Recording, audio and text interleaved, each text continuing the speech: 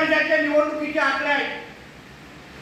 मी त्याचा माझ्या सरपंचाच्या उमेदवारांना त्याच्या सहकाऱ्यांना मी सांगेन, आपल्या आपल्या निवडणुकीसारखं आपल्याला यंत्रणा लावायची आहे.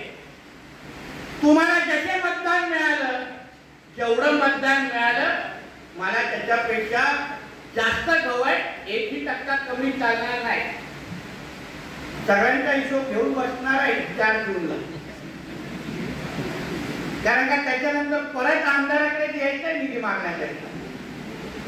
आणि मग अगर 4 जूनला मला पाहिजे तसं लीड अगर भेटलं नाही आणि मग मागणी असलेली निधी अगर वेळेत मिळाली नाही तर तक्रार करायची नाही, हे मी या व्यासपीठाच्या निमित्ताने सांगतो.